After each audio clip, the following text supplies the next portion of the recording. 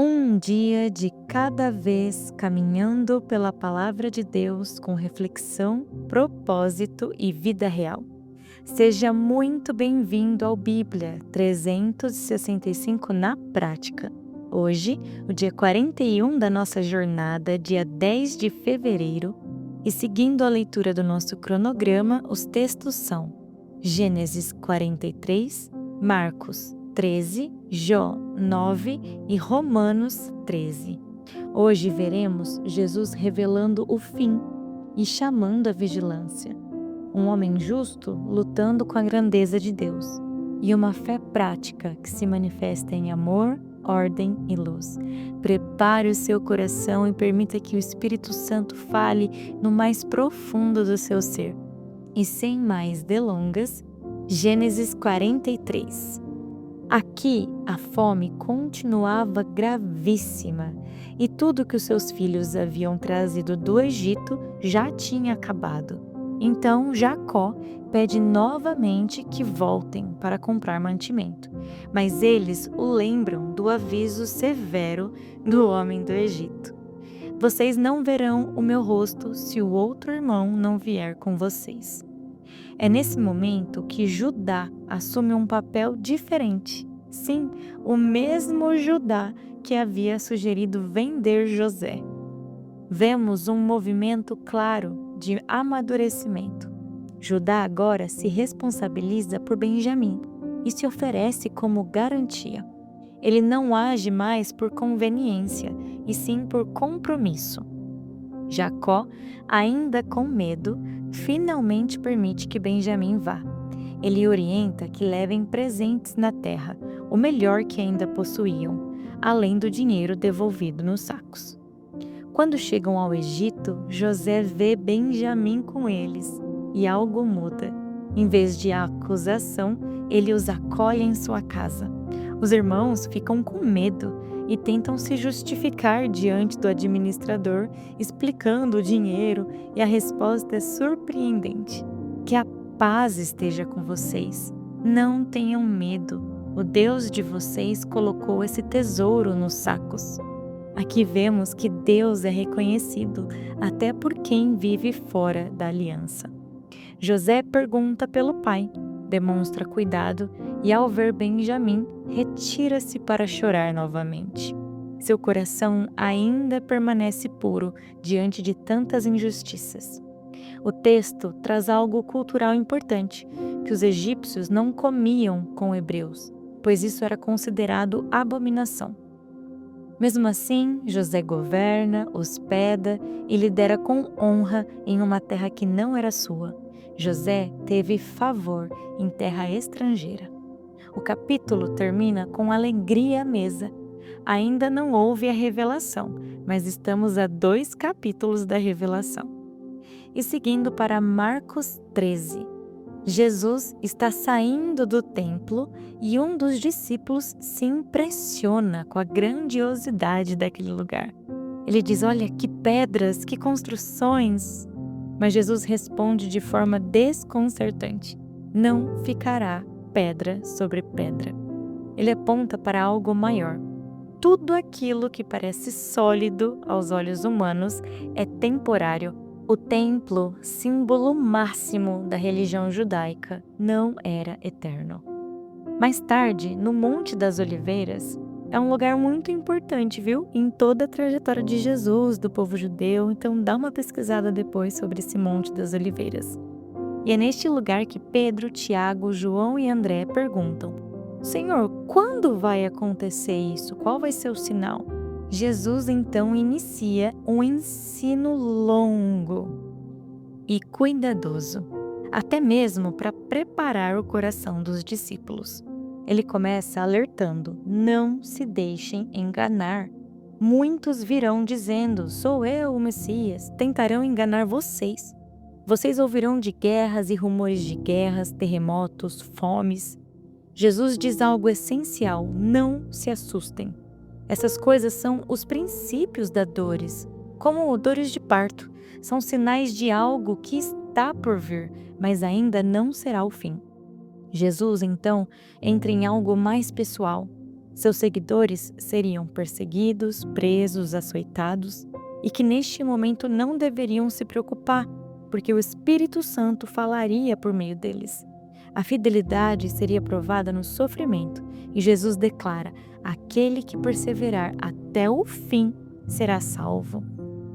Então, ele fala da grande tribulação e menciona a abominação da desolação, que já vimos lá em Mateus, que é uma expressão lá do livro de Daniel, aponta para um ato extremo de profanação, algo que ocupou o lugar que pertence a Deus.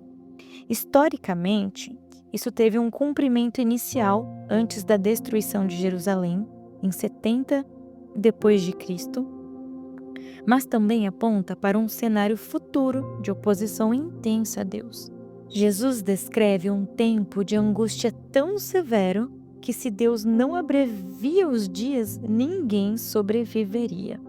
Mas por amor aos eleitos, Deus limita esse tempo, até no juízo à misericórdia. Jesus reforça o alerta. Surgiram falsos cristos, falsos profetas, realizando sinais, prodígios, para enganar, se possível, até os eleitos. Por isso ele diz: estejam já avisados. Então vem um dos pontos mais gloriosos do capítulo, a vinda do Filho do Homem, o nosso amado, desejado das nações. Jesus fala de sua volta em glória, poder e majestade. O mesmo que foi rejeitado voltará exaltado. Ele usa novamente a figueira como parábola. Quando os ramos brotam, sabemos que o verão está próximo. Assim também, quando esses sinais se cumprirem, saberemos que está às portas. Jesus afirma que suas palavras jamais passarão, mesmo que céus e terra passem. Por fim, Jesus faz uma exortação clara à vigilância. O dia e a hora ninguém sabe, nem os anjos, nem o Filho, apenas o Pai. Isso não é para gerar ansiedade, e sim responsabilidade. O chamado é viver acordado, atento, fiel. Ele conclui dizendo: o que digo a vocês, digo a todos, vigiem. Vivemos esperando, não parados, vigiando, não apavorados e firmes até o fim.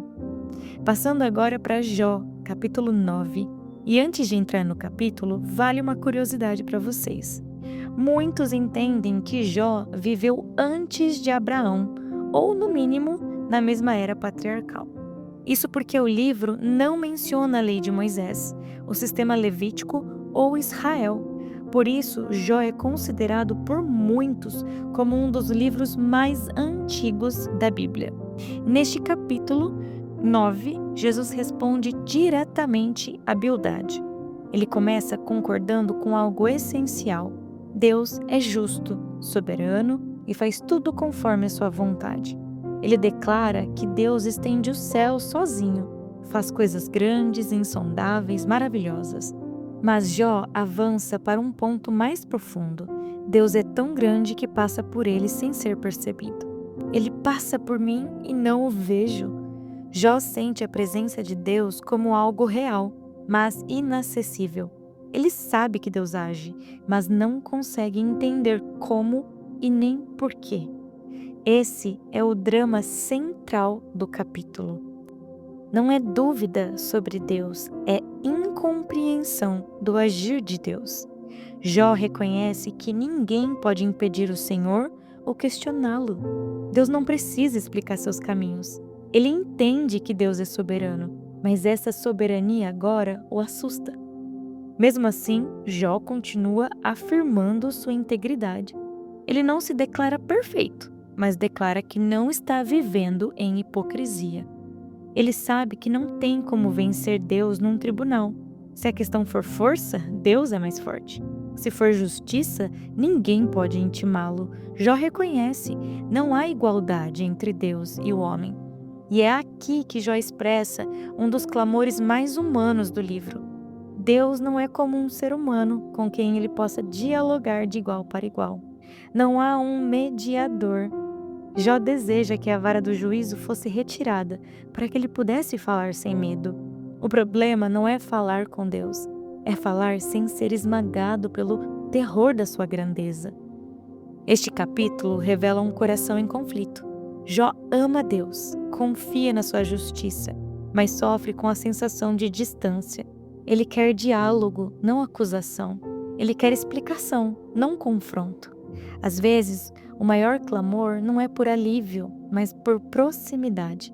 Jó não abandona Deus, ele luta com o silêncio. E a Bíblia não esconde isso, porque Deus não rejeita quem o busca, mesmo em meio à dor. Graças a Deus, hoje temos Jesus como nosso mediador. E seguindo para Romanos 13, aqui Paulo continua mostrando como a fé se manifesta na vida prática.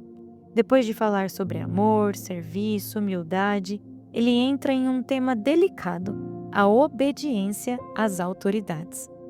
Paulo ensina que essa submissão não deve ser apenas externa, mas de coração sincero. Resistir à autoridade legítima é, em última instância, resistir à ordem estabelecida por Deus, e isso traz consequências. Paulo não está dizendo que toda autoridade é perfeita, mas que a função da autoridade existe para manter ordem e promover o bem. Por isso ele afirma: quem faz o bem não precisa viver com medo. A autoridade é chamada de ministro de Deus para o bem, e a punição existe para conter o mal. O foco não é opressão, e sim responsabilidade. Nesse mesmo contexto, Paulo fala sobre impostos, tributos, respeito, honra. Pagar o que é devido faz parte de uma fé coerente. A espiritualidade cristã não ignora os deveres civis, ela vive com integridade. Então Paulo faz uma virada linda. Não devam nada a ninguém, a não ser o amor. Todas as outras dívidas devem ser quitadas. O amor é a única que nunca se encerra. Ele lembra que qualquer mandamento se resume nisso: amar ao próximo como a si mesmo. O amor não pratica o mal, não prejudica, não destrói. Por isso, o cumprimento da lei é o amor. Aqui, Paulo está em total sintonia com o que Jesus ensinou e o que vimos ontem em Marcos: amar a Deus com todo o nosso ser e amar ao próximo como a si mesmo. Não existe mandamento maior do que esse. Na parte final do capítulo, Paulo traz um chamado urgente: despertem. Ele diz que a salvação está mais próxima agora do que quando cremos no início. A noite está passando e o dia está chegando. Essa é uma linguagem escatológica e espiritual ao mesmo tempo. Vivemos à luz do que está por vir. Por isso, Paulo nos chama a abandonar as obras das trevas e nos revestirmos das armas da luz. Ele cita práticas que não combinam com quem vive a luz: excessos, imoralidade, discórdia, ciúme. O convite não é apenas para parar algo, mas para revestir-se de Cristo, assumir o seu caráter, suas atitudes, sua maneira de viver. Viver à luz exige vigilância e escolha diária. Revestir-se de Cristo é viver de forma consciente e transformada. Leia com atenção esses últimos versículos de Romanos 13, permitindo que o Espírito Santo testifique alguns pontos no seu coração. Querido Deus, obrigada, Pai, pela leitura de hoje. Obrigada porque o Senhor nos restaura, nos chama à vigilância, acolhe nossas dúvidas e perguntas e, acima de tudo, nos ensina a viver de maneira prática, cheia de amor. Nos revista, ó Deus, de Cristo, nos revista de luz. Guarde o nosso coração, nos ajude a viver de maneira digna enquanto aguardamos a volta do nosso amado. Nós te agradecemos e te louvamos por este dia, Senhor. Em nome de Jesus. Amém e amém. Que Deus te acompanhe hoje. Viva essa palavra na prática. Amanhã seguimos juntos no dia 42 da nossa leitura. E não se esqueça de todos os dias se revestir da armadura de Deus e do sangue de Cristo sobre a sua vida.